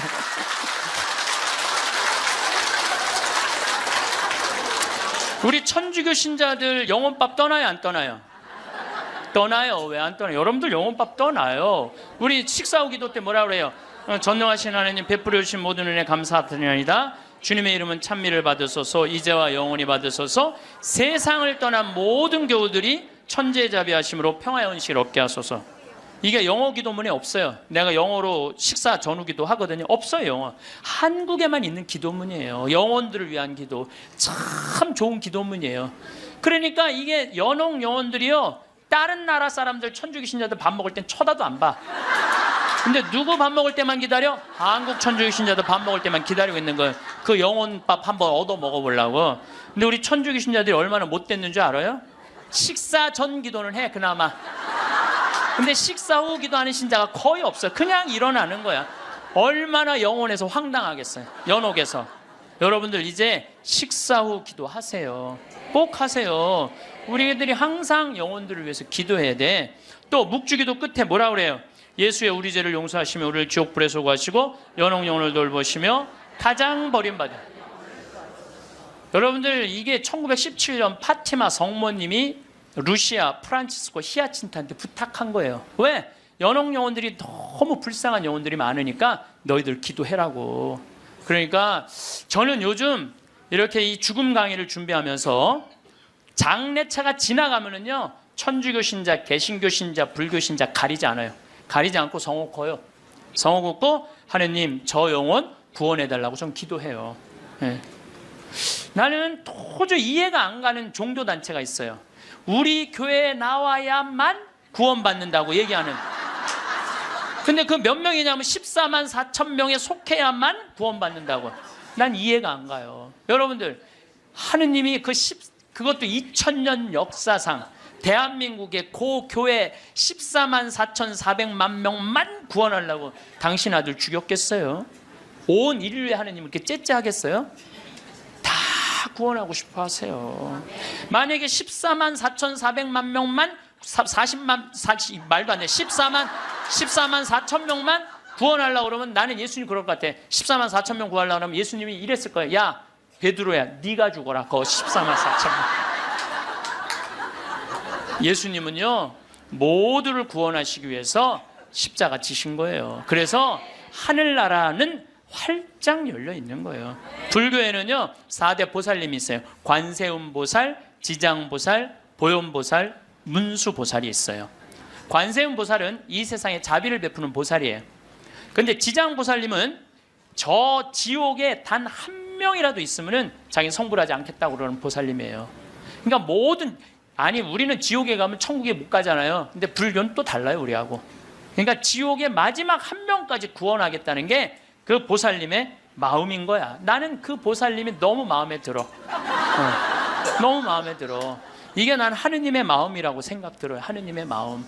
그러니까 여러분들도 모든 사람들이 구원받을 수 있도록 항상 기도하셔야 돼요. 여러분들은 구원 받을 것 같아요? 안 받을 것 같아요? 여러분들 구원 받아요. 적어도 이 시간 강의 듣겠다고 여기 나와서 앉아있는 여러분들은 구원 받아요. 아니, 내가 여러분들 천당 간다는 확신 있으면 행복하지 않겠어요? 행복하죠? 아니, 내가 이제 막 죽을 때가 다 됐어. 근데 싹 하느님이 와갖고 한 일주일 전에 귀에다 대고 너 축하해, 너 천당이야, 이렇게 얘기하면 행복할 것 같아요? 안 행복할 것 같아요? 행복하겠죠? 근데 이거를 누구한테 하느님이 하냐면 프란치스코 성인한테 해요. 프란치스코 성인한테 나타나갖고, 프란치스코는 굉장히 빨리 돌아가시잖아요. 40대 초반에 돌아가시잖아요. 하느님이 와서 너는 연옥의 벌을 면한다, 바로 천국이다. 그랬을 때 프란치스코 성인이 너무 행복하게 일주일 동안 밥을 안 먹었다는 거야. 너무 행복해서. 나도 지금 하느님이 오늘 저녁에 와갖고 창현아 너 천당이야, 너. 우리 인사발령 신부들 인사발령 굉장히 기다려지거든요. 뭐 저야 뭐 평창에 있으니까 뭐 인사발령이 별로 없으니까. 그래도 신부들 인사발령 굉장히 기다려져. 그 인사발령 때 가고 싶은데 너 거기야라고 얘기하면 신부들이 얼마나 좋겠어요. 근데 우리 마지막 인사발령 너 천국이야, 마지막 인사발령. 근데 마지막 인사발령이 너 지옥이야. 그러면 어떻게 될 것 같아? 어떻게 될 것 같아? 가슴이 철렁하죠. 여러분들은 구원 받으세요. 예수님은요, 마태오복음에 지옥 얘기 그렇게 많이 안 하세요. 마태오복음에 천국 얘기는 37번 하고 지옥 얘기는 13번밖에 안 해요. 다른 복음에는 아예 지옥이 거의 없어요. 지옥이 거의 없어요. 많이 나와요. 한두 번밖에 안 돼요. 그리고 나머진 한번 오늘 저녁에 집에 가서 성서 읽어보세요. 여러분들 눈이 확 뜨일 거야. 끊임없이 하늘나라 얘기를 해요. 끊임없이 기쁜 소식 얘기를 해요. 하늘나라, 하늘나라, 하늘나라. 내가 이만큼 하늘나라에 관련된 성서가 꽉 차 있어요. 그러니까 하느님이 주고 싶은 거는 뭐예요? 하늘나라예요. 예수님이 뭐하러 그렇게 십자가에 고통스럽게 돌아가셨겠어요? 우리한테 천국을 주기 위한 거예요. 요한복음 3장에 보면은 예수님이 니코데모하고 얘기할 때 이런 얘기를 해요. 믿는 사람은 누구나 사람의 아들 안에서 영원한 생명을 얻게 하려는 것이다. 하느님께서는 세상을 너무나 사랑하신 나머지 외아들을 내줬다고 그래. 이 내줄 때는 확실히 주는 거예요. 내주시오.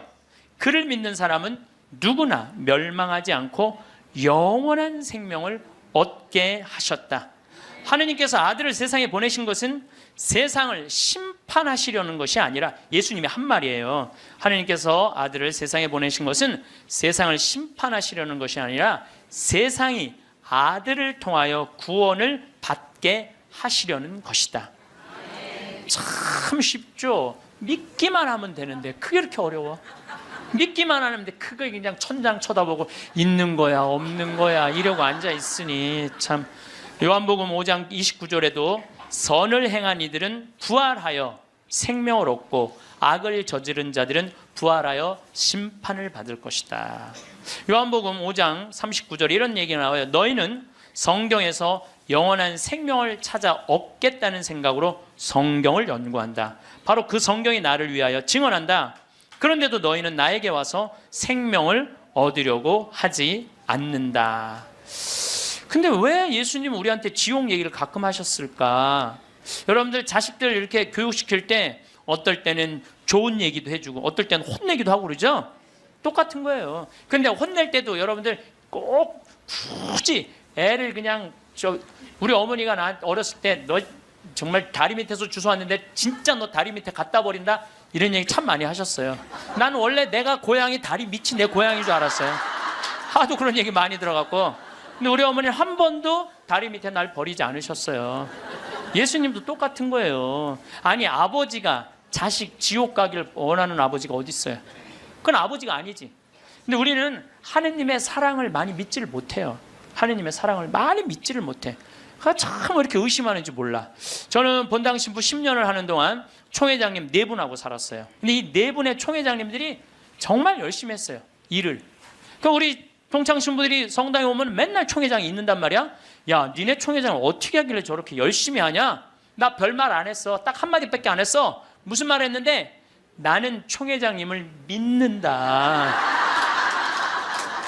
믿는다는 말 한마디에 총회장님 책임감을 느끼는 거예요. 본당 신부가 믿는다는데. 그러니까 저는 강의 다닌다고 성당 거의 있었던 적이 없어. 맨날 성당 비우고 돌아다녔는데 두 번 다 성당을 신설 성당이니까 성당을 하나는 신분 전 신부님이 져주신 거 내가 완성을 했고 두 번째 성당은 내가 처음부터 끝까지 졌거든요. 그래도 저도 성당에 생전 안 붙어 있었어요.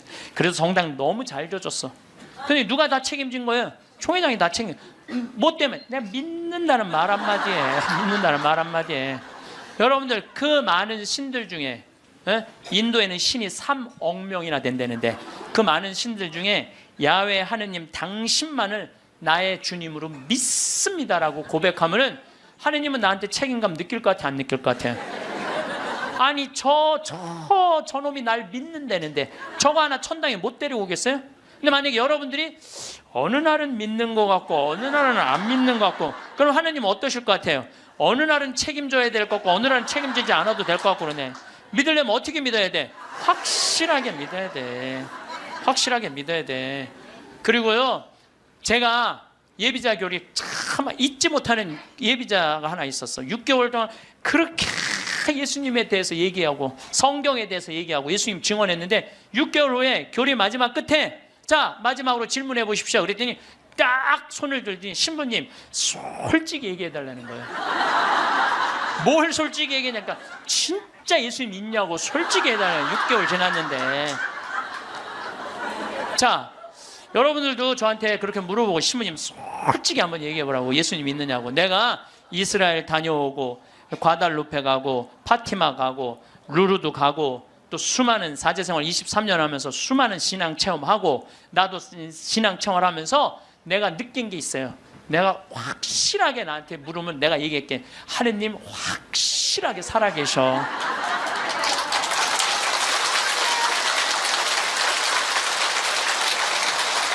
그런데 문제는 내 영혼의 상태 때문에 하느님을 느끼지 못하는 거예요. 하느님은 그냥 계셔. 근데 내 이놈의 영혼이 왔다 갔다 하는 거지. 하느님이 있다 없다 하는 게 아니야. 내 마음 안에 신앙이 있다 없다 하는 거지. 하느님은 그냥 그대로 그 자리에 계셔. 내가 깨어서 기도하고 주님을 끊임없이 찾고 주님께 찬양을 드리고 감사를 드리면요, 주님은 응답해 주세요. 근데 혼자 그냥 방구석에 갖고 있는 거야 없는 거야 이러면은요, 아무리 대답해 주고 싶어도 방구석에서 나와야지. 근데 여기 지금 나와 있는 분들은 대답을 듣잖아요. 마태복음 25장에 슬기로운 처녀, 미련한 처녀 얘기가 나와요. 슬기로운 처녀 등잔에는 기름이 많았고 미련한 처녀 등잔에는 기름이 하나도 없었어. 미련한 처녀들은 어떤 처녀들이 미련한 처녀들이냐면 맨날 의심하고 성당도 안 나오고 가난한 사람도 안 도와주고 그냥 이러고 있는 처녀들이 미련한 처녀들이에요. 슬기로운 처녀들은 어떤 처녀들이야? 명동에서 피정 있다 그러면 아침부터 와서 앉아있고. 그래서 이 처녀들이요,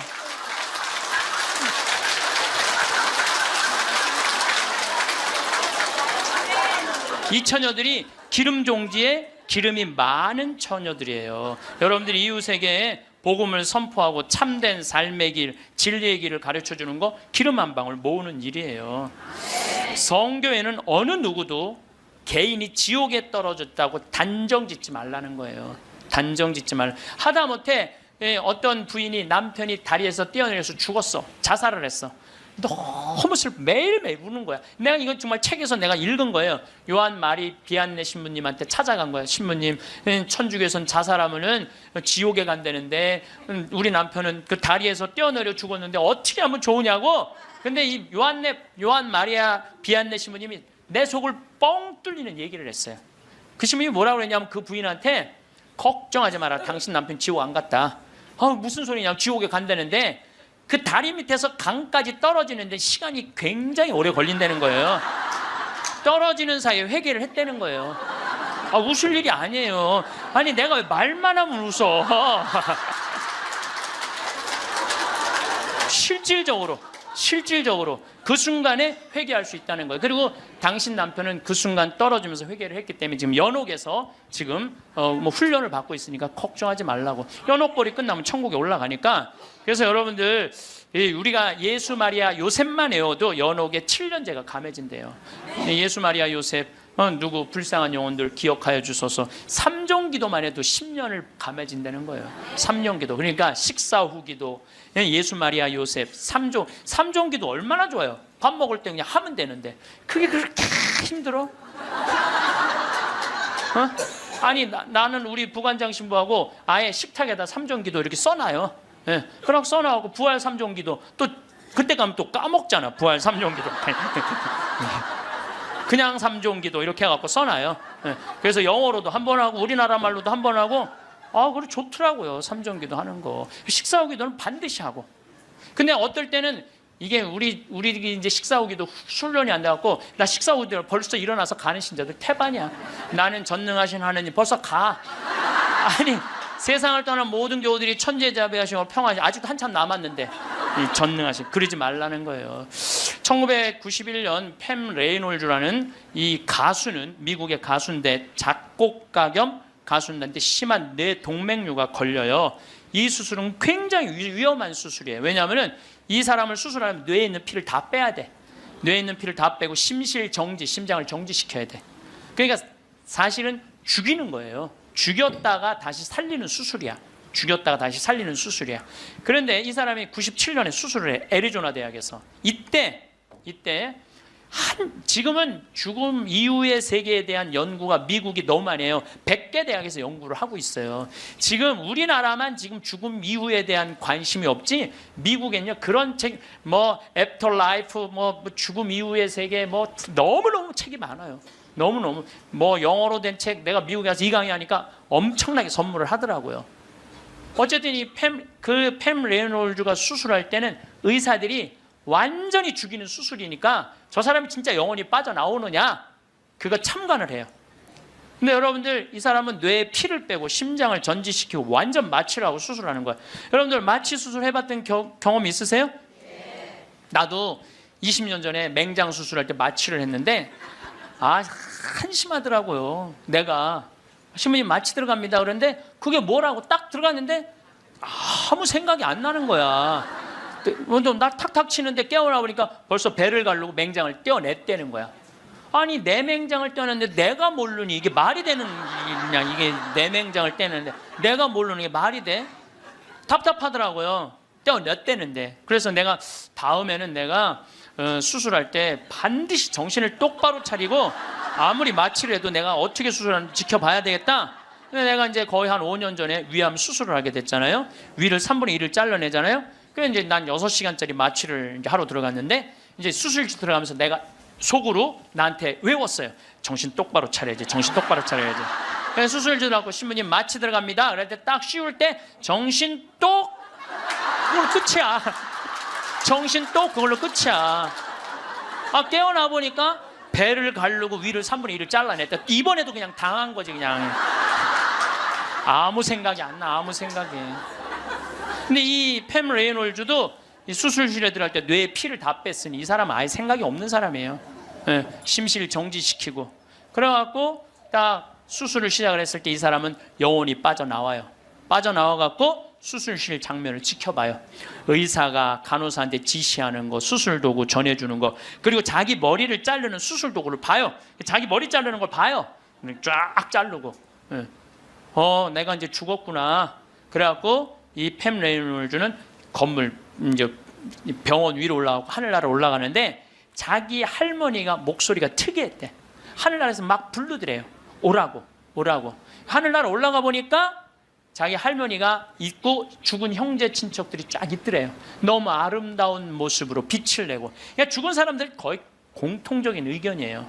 근데 자기 기타를 가르쳐준 외삼촌이 넌 아직 키워야 되는 애도 있으니까 넌 가야 된다고. 난 가기 싫다. 이거 너무 좋다. 가라. 가기 싫다. 그러면서 실갱이를 하는데 삼촌이 확 미는데 수술이 끝난 거예요. 깬 거죠. 살아 돌아온 거죠. 근데 이 사람은 놀랍게도 참관한 의사들한테 의사들 배치를 다 얘기를 해줘요. 어떤 의사가 어느 자리에 있었고 수술 도구는 여러분들 우리들이 수술하러 들어갈 때요 절대 수술 도구를 개봉을 안 해요. 오염될까봐, 감염될까봐. 그래갖고 의사들이 완전하게 다 방지를 하고 이 사람 마취 끝나고 난 다음에 수술 도구를 다 꺼내요. 그러니까 우리들은 수술 도구를 어떻게 생겼는지 몰라. 수술실에 들어간 사람 알아요, 몰라요? 모르죠? 근데 자기 머리 자르는 거 전동기 칫솔같이 생긴 것까지 다 설명을 하는 거야. 다. 너무너무 놀라운 거죠.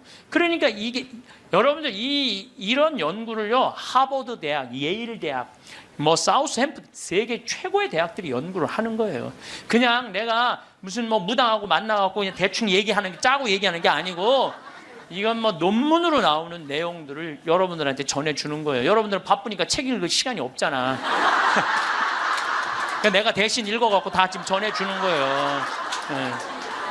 네. 미키라는 미키라는 시각 장애자는 앞이 안 보이는 사람이야. 앞이 안 보이는 사람인데 이 미키는 18살, 우리나라는 20살인데 교통사고로 죽어요. 근데 이 사람은 태어나서부터 앞이 안 보이던 사람이야. 그러니까 하얀색이 뭔지 까만색이 뭔지 빨간색이 뭔지 아무리 설명을 해줘도 모르죠. 태어나서부터 앞이 안 보이니까 나무가 어떻게 생겼는지 뭐 설명을 해줘도 상상을 하지 꽃이 어떻게 생겼는지 알 수가 없잖아요. 근데 이 사람이 교통사고로 죽어요. 죽어서 딱 수술실에 들어갔는데 자기 몸을 처음으로 봐요. 반지를 보고 자기인 걸 알아요. 내가 저렇게 생겼구나. 머리 모양을 보고 내가 저렇게 생겼구나. 그리고 죽어서 하늘나라로 올라가는데 빨주노초 파남보를 다 보는 거야. 너무 아름다운 빨주노초, 온갖 아름다운 꽃, 새, 나무를 보는 거예요. 그러고 하늘나라에서 너무너무 행복하게 있는데 수술해서 살려낸 거야. 육신을 살려내면 돌아와야 된다고 그랬잖아요. 돌아온 거예요. 돌아왔는데도 이 사람은 어떤 거야? 역시 앞이 안 보이는 거죠. 역시 앞이 안 보이는. 근데 역시 앞이 안 보이는데도 이 사람은 모든 색깔을 너무 정확하게 설명을 하는 거예요. 모든 색깔. 나무는 어떻게 생겼고 꽃은 어떻게 생겼고. 이 미키라는 사람도 굉장히 중요한 연구 대상자가 돼요. 연구 대상. 왜냐하면 아예 시각 장애자인데 모든 색깔에 대한 설명을 너무 잘하는 거야. 한 번도 색깔을 본 적이 없는 사람인데. 그러니까 영혼이 빠져나가는 거죠. 영혼이 빠져나가는 거죠. 그래서 우리가 이게 죽는 걸로 끝나는 게 아니야. 죽음이 아니고 새로운 삶으로 옮아가는 과정인 거예요. 새로운 삶으로. 여러분들 이제 죽는 거 싫어요, 좋아요? 좋아해야 돼. 아니 죽는 게 싫으면 어떻게 해? 죽는 게 싫으면은 천주교 신자가 죽는 게 싫으면 어떻게 해요? 이제 죽는 거 좋죠? 그래도 죽는 게 싫어. 그래도 살아있는 게 나아. 이 이야기는 조금 더 다음 시간에 하면서 내가 죽음이라는 것이 그냥 우리가 하느님을 만나기 위해서는 반드시 죽음이라는 걸 거쳐야 돼. 제가 조금 어려운 얘기 하나 할게요. 나는 사실 어려운 얘기를 잘 안 하는 편인데 이번 건 굉장히 어려운 얘기예요. 요거는 방송 보면서 적어갖고 한번 묵상해 보세요. 데이아르드 샤르댕이라는 신부님이 있어요. 이분은 최고의 지성인이에요. 이분도 너무 유명한데 여러분들이 바빠갖고 이분 책을 읽을 시간이 없죠. 이분은 신학자면서 지질학자예요. 지질학자. 그런데 이분이 뭐라고 그랬냐면은 우리는 이 육신은 영원히 이 육신을 잠시 경험하고 가는 거라고 그래요. 영원히 이 육신을 경험하고 가는 거야. 그러니까 이 육신은 그렇게 중요한 게 아닌 거야. 뭐가 중요한 거야? 영혼이 중요한 거야. 영혼이 중요한데 우린 영적인 삶을 살지 않기 때문에 그 영적인 세계에 대해서 답답한 거예요. 그러니까 너무 육신에 매달리는 거, 육신의 관계에 매달릴 때 영혼의 그 영적인 세계가 죽는 거예요. 그래서 여러분들 기도하는 시간 자주 가지시고 이런 피정 시간 자주 가지시고 그럴 때 영혼의 눈이 뜨일 때 내가 쓰고 있는 육신이 언젠가 떠나야 되는 육신이라는 걸 깨닫게 될 때 삶의 지혜는요 엄청나게 바뀔 거예요.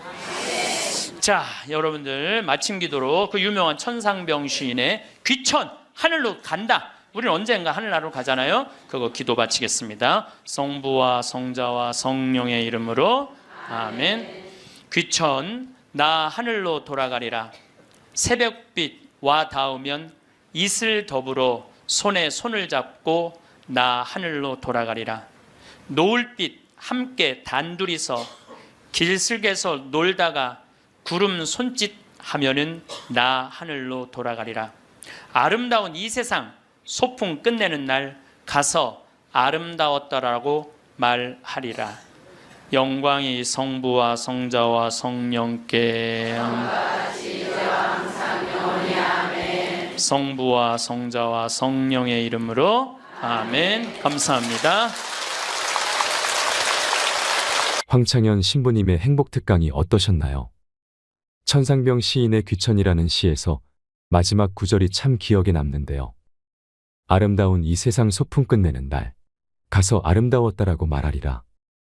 정말 그렇게 말할 수 있는 삶을 살아가야겠다는 마음이 들었습니다. 우리는 살아가면서 인연을 맺고 그 사람들과 인생의 시간을 보내지만 끝내는 이별의 순간을 맞이하게 됩니다. 오늘은 임종 24시간 전에 나타나는 증상을 말씀드리겠습니다. 임종 시간 예측은 어떻게 할 수 있을까요? 최근 임종을 맞이한 80명을 대상으로 말기 암 환자의 임종 전 특징을 살핀 연구를 발표했습니다. 특징은 환자 및 보호자가 호소하는 주관적 증상과 의료인에 의해 관찰되는 객관적 징후를 모두 살폈습니다. 그 결과 가장 많이 나타나는 주관적 증상은 수면 시간 증가, 의식 혼탁 및 선망, 안정 시 호흡곤란이었습니다. 불안 및 우울감이나 구토, 식욕부진, 복부 불편감 등은 빈도가 매우 낮았습니다. 가장 많이 나타나는 객관적 징후는 혈압 감소, 의식 수준 변화, 산소 포화도 감소, 맥박수 증가 순이었습니다. 임종이 다가오게 되면 음식과 물을 많이 먹지 않아 소변의 양이 줄어들고 신장의 기능이 저하되어 소변의 색이 농축되어 진한 녹차의 색깔이 납니다. 또한 신체의 모든 기능이 저하되어 몇 초 동안 숨을 쉬지 않다가 깊은 숨을 거칠게 몰아쉬는 등 호흡 또한 매우 불규칙적으로 진행되며 가래의 양이 많아 호흡이 힘들 수 있습니다. 제거되지 않은 가래들은 목구멍 뒤쪽에 모여 숨을 쉴 때마다 그르렁거리는 소리를 내게 됩니다. 혈액 순환이 잘 안 되기 때문에 피부색이 검거나 퍼렇게 될 수 있습니다. 그리고 임종자는 마음의 변화 또한 찾아옵니다. 변화라기보단 걱정거리가 생긴다고 할 수 있습니다. 바로 남아있는 이들에 대한 걱정입니다. 만약 임종 직전 울부짖는 모습을 보이게 된다면 그 고통과 슬픔은 임종자에게까지 전해집니다. 남아있는 저희들은 걱정하지 마세요. 임종자가 마음의 평안을 얻고 남아있는 이들에 대한 걱정과 부담에서 벗어날 수 있도록 긍정적인 말을 건네주어야 합니다. 그리고 마지막 순간까지 손과 발을 어루만져 주세요. 가족이 옆에 있음을 느끼게 해주는 것입니다. 우리가 당신의 옆에 있으니 걱정하지 말고 편히 쉬세요. 그가 안심하고 평안할 수 있게 말입니다. 건강의 차이가 곧 인생의 차이입니다. 이 영상을 보고 계신 분들은 힘든 상황을 견뎌내고 있을 거라 생각됩니다. 주변의 많은 분들이 너무 힘든 시기를 겪고 있는 요즘 조금이나마 힘을 내게 하는 영상이었길 바랍니다. 어머니의 임종이 생각나 또 눈물이 나네요. 사랑하는 어머니, 너무 그립습니다.